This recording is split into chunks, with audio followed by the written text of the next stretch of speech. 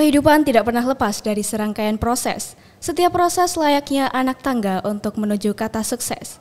Satu persatu kita lewati, memberikan perspektif baru dalam transformasi ini. Halo Sobat BEM, saya Anastasia Kunsita Dewi. Dan saya Ina sebagai podcaster podcast Ruang Kampus Biru episode 10. Antara ruang kelas dan bilik kerja.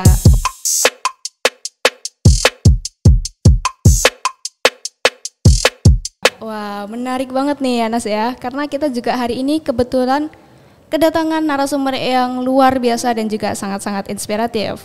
Bener banget nih Tas, hari ini kita akan banyak ngobrol dengan Kak Munifah Zuhra Almasah yang merupakan lulusan dengan IPKM tertinggi Angkatan 61 Politeknik Statistika STIS. Keren banget ya Kak. Iya benar, kita sapa dulu ya Kak Munifahnya. Halo Kak Munifah. Halo Tasya, Inas.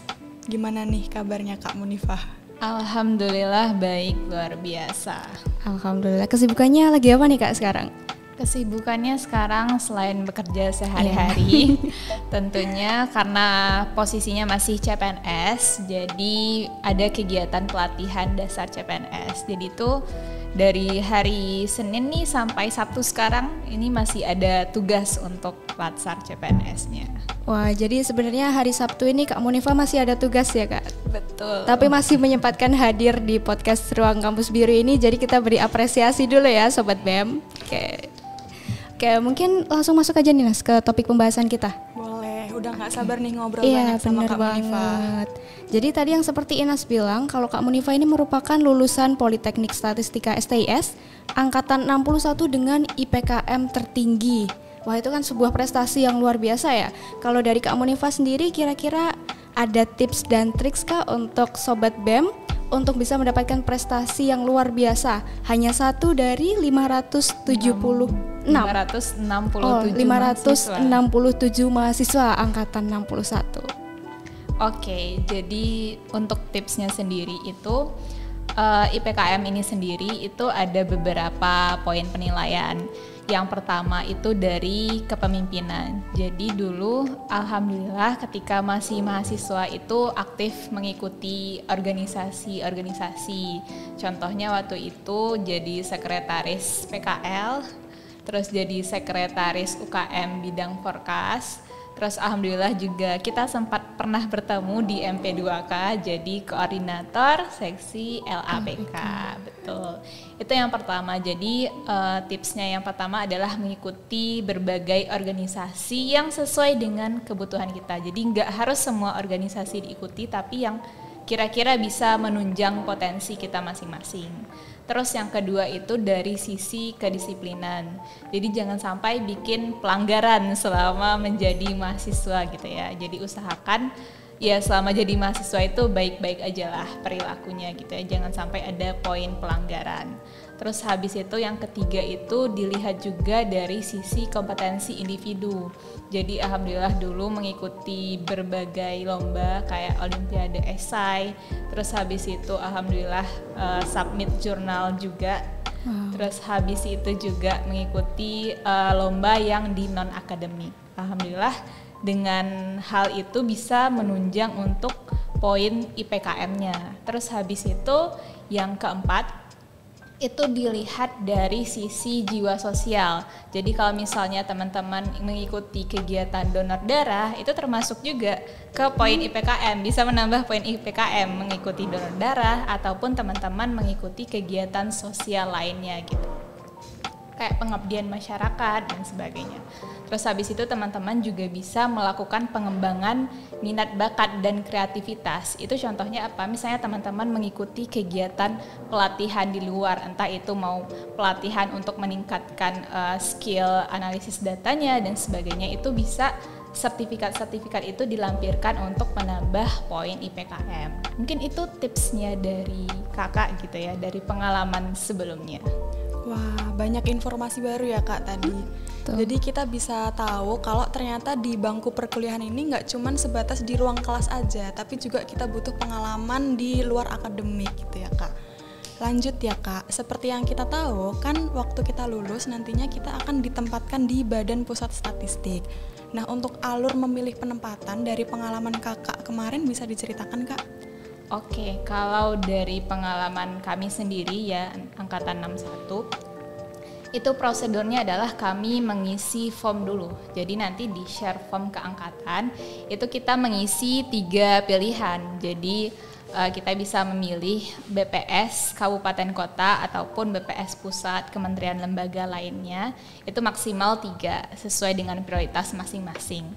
Nah, paling cara memilihnya gitu ya, cara memilihnya kami itu dulu karena ketentuannya dulu adalah memprioritaskan putra daerah ya, akhirnya ya masing-masing teman-teman yang berasal dari daerah khususnya yang di luar Pulau Jawa ya, karena Jawa tidak buka, betul, jadinya mereka yang memprioritaskan untuk penempatan di BPS Kabupaten Kota yang ada di provinsinya masing-masing. Terus habis itu untuk yang lulusan terbaik di Polstar SIS itu diberikan kesempatan atau privilege ya, alhamdulillah, untuk memilih BPS pusat maupun kementerian lembaga lainnya. Jadi mereka bisa memilih sesuai dengan apa yang mereka prioritaskan, tapi tidak menutup kemungkinan juga mereka akan memilih di BPS daerahnya masing-masing, seperti itu. Oke, jadi gitu ya teman-teman alur untuk memilih penempatannya. Nah, kalau sejauh yang saya tahu ya Kak Mun, kalau tahun Kak Munifa juga tidak hanya ditempatkan di BPS RI gitu untuk yang 10 besar ataupun IPKM tertinggi, tapi juga bisa di kementerian lain. Nah, kalau Kak Munifa sendiri, kira-kira pertimbangannya apa? Kenapa tetap memilih untuk penempatan di Badan Pusat Statistik Republik Indonesia? Oke, jadi untuk memilih penempatan itu dulu kita balik lagi ke goals atau kenapa sih kita harus memilih itu. Jadi kayak big why-nya itu apa sebenarnya kita milih penempatan gitu kan. Dan karena memang dari dulu ya pengennya berkarir di BPS, Badan Pusat Statistik gitu ya. Jadi memilih untuk tetap memilih BPS bukan kementerian lembaga. Tapi ini balik lagi ke preferensi masing-masing ya. Jadi kan setiap orang mungkin punya alasannya masing-masing. Nah, terus habis itu jangan sampai, yang penting jangan sampai ketika kita menentukan pilihan itu hanya berdasarkan materi gitu. Jadi materi dalam tanda kutip ya. Jadi jangan sampai kita memilih prioritas itu karena ya kita merasa mungkin secara finansial kita lebih banyak mendapatkan benefitnya di sana gitu. Karena sekali lagi kalau kata teman saya waktu itu, rezeki itu gitu ya, rezeki itu bukan hanya dari materi saja ya, bukan hanya dari bentuk uang gitu kan, tapi rezeki itu ya bisa dari kayak kesempatan hari ini. Mungkin kalau misalnya kakak milih di kementerian lembaga lain belum tentu menghadiri podcast ini gitu kan. Luar biasa sekali Kak Munifa. Betul. Wah, ternyata banyak juga ya Kak pertimbangan untuk kita memilih penempatan di BPS atau di selain BPS. Terus ini mungkin pertanyaan yang relate juga sama kakak karena kakak udah 1 tahun bekerja, hampir 1 tahun bekerja ya Kak. Ada nggak sih kakak waktu pertama kali masuk ke dunia bekerja itu culture shock atau sesuatu yang kakak kaget gitu waktu masuk ke dunia kerja gitu? Mungkin bisa juga diceritakan gimana cara kakak beradaptasi dengan lingkungan kerja yang baru itu Kak. Oke. Jadi kalau dibilang culture shock sebenarnya nggak terlalu shock gitu ya, nggak terlalu shock juga. Udah biasa. Betul, karena ini sebenarnya kita di kampus ya, di Politeknik Statistika STIS tercinta itu sudah dibentuk memang bagaimana cara kita bekerja di BPS itu sendiri. Kayak kuliah kita dari hari Senin sampai Jumat gitu ya, ada yang full ses juga. Itu sebenarnya di BPS ya juga seperti itu, kita bekerja di kantor mulai dari hari Senin sampai Jumat. Cuman bedanya ini kita benar-benar full ses setiap harinya gitu. Kalau di kuliah mungkin ada sesi 1, 2, 3, 4 gitu ya, nggak setiap waktu ya, setiap waktunya kuliah. Tapi kalau di BPS ya di dunia kerja itu kita bekerja full gitu dari pagi, dari jam 7:30 sampai jam 4 sore. Nah sebenarnya itu culture shock bukan terlalu culture shock gitu ya, mungkin ada perbedaan aja ya, perbedaan budaya antara kerja dengan kuliah. Nah tapi efeknya apa gitu ya, efeknya itu jadi merasa waktu libur yang Sabtu Minggu itu benar-benar berarti banget gitu, kayak Sabtu Minggu tuh emang benar-benar digunain untuk istirahat karena kita udah full bekerja dari hari Senin sampai Jumat gitu. Terus yang kedua mungkin tidak semua hal yang kita pelajari di waktu kuliah itu kita implementasikan ketika di kantor gitu. Jadi mungkin kalau di awal-awal tuh kok aku untuk apa belajar ini kalau implementasinya di kantor gak seperti itu. Tapi ya itu bagian dari proses kita belajar. Dan justru malah ketika kita bekerja itu kita lebih banyak belajarnya. Jadi kita lebih banyak dapatan ilmu sebenarnya ketika di dunia kerja itu sendiri seperti itu.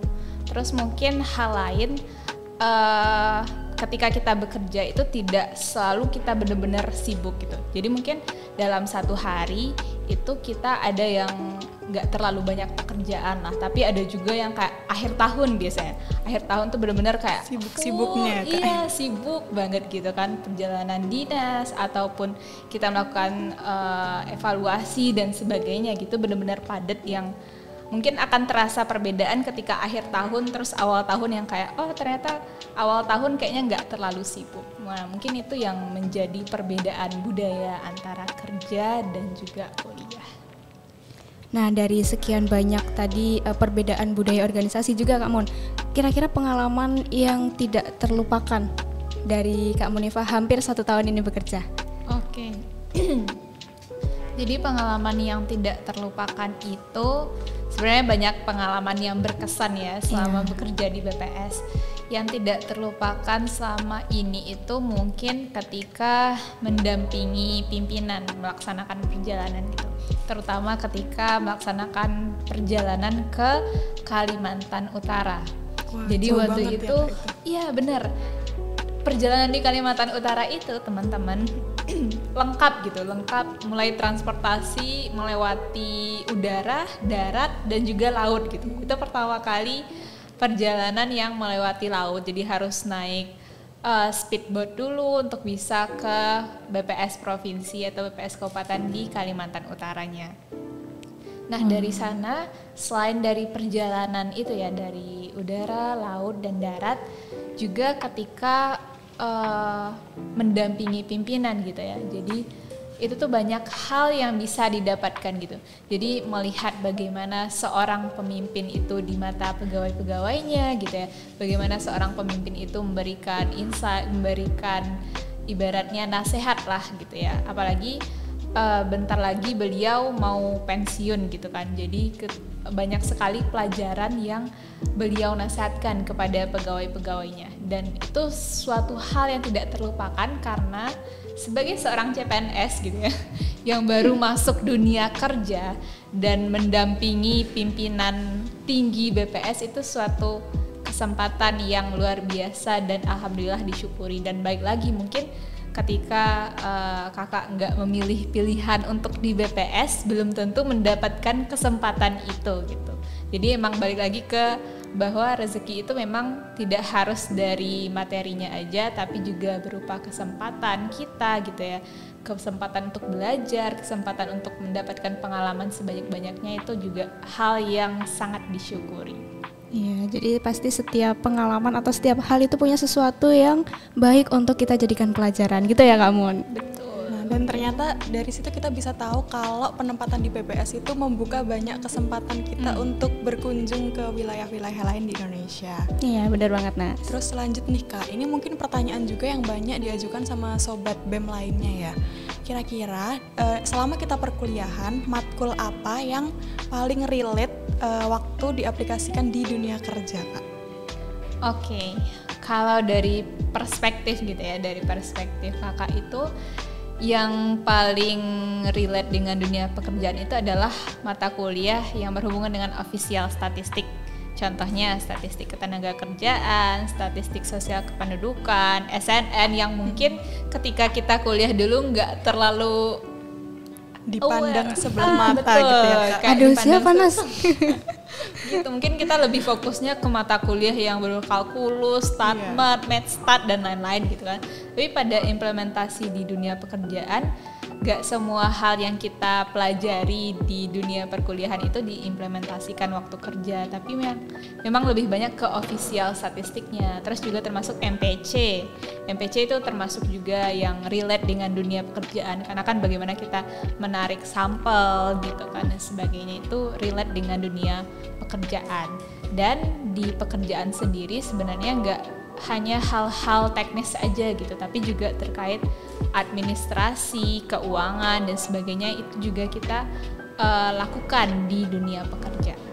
Oke, jadi pengalaman Kak Munifah jadi sekretaris di banyak organisasi tadi juga berguna tentunya ya Kak di selama dunia kerja gitu. Nah, kalau aku tertarik di pertanyaan kebalikan Inas. Kalau menurut Kak Munifah, ilmu yang sangat penting di dunia kerja tapi tidak bisa kita dapatkan ketika di bangku perkuliahan, mungkin boleh diceritakan Kak? Oke.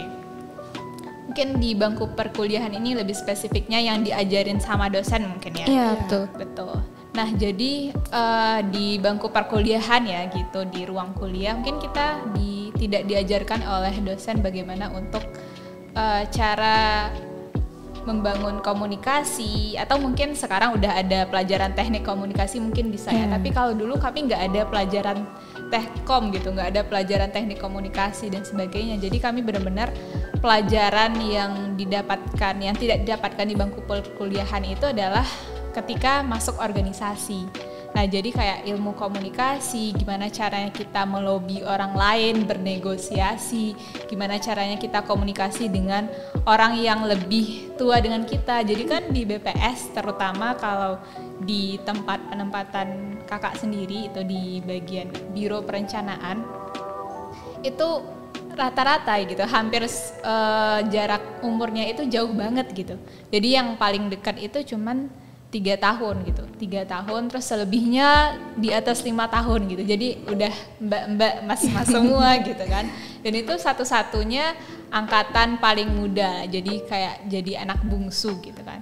Nah itu gimana, sedangkan kita di perkuliahan itu lebih banyaknya berinteraksi dengan teman-teman sebaya kita gitu kan. Kita jarang berinteraksi dengan orang-orang yang lebih tua dengan kita gitu kan. Sedangkan kita tahu bahwa setiap orang itu punya karakternya masing-masing, berbeda-beda, dan itu nggak diajarin di bangku perkuliahan. Gimana caranya biar kita bisa membangun emosional intelligence dan sebagainya, itu nggak dibangun di dunia perkuliahan gitu. Jadi mungkin hal-hal yang di luar bangku perkuliahan itu kayak komunikasi, bagaimana kita bernegosiasi, bagaimana kita sopan santun kita sebagai anak baru gitu ya, yang jarang berinteraksi dengan orang-orang yang lebih tua dengan kita mungkin gitu kan. Bagaimana kita manage waktu juga, karena di dunia pekerjaan itu juga berbeda dari sisi manajemen waktu. Jadi mungkin selama ini ketika kita kuliah itu kita terbiasa ini jadwal kuliah jam sekian sampai jam sekian, ini tugas dan sebagainya. Kalau di dunia kerja di BPS itu kita yang harus aktif bertanya kita mau ngerjain apa gitu. Karena kalau enggak ya udah kita enggak dapat pekerjaan gitu. Maksudnya kita enggak ngerjain apa-apa kalau misalnya kita enggak aktif, kita bisa ketinggalan, kita enggak bisa upgrade diri kita sendiri gitu. Jadi benar-benar harus aktif dari diri kita sendiri gitu. Ternyata lumayan banyak ya yang bisa kita dapatkan dan di luar lagi perkuliahan. Mengumpulkan pengalaman waktu di luar kelas itu sangat penting ya Kak.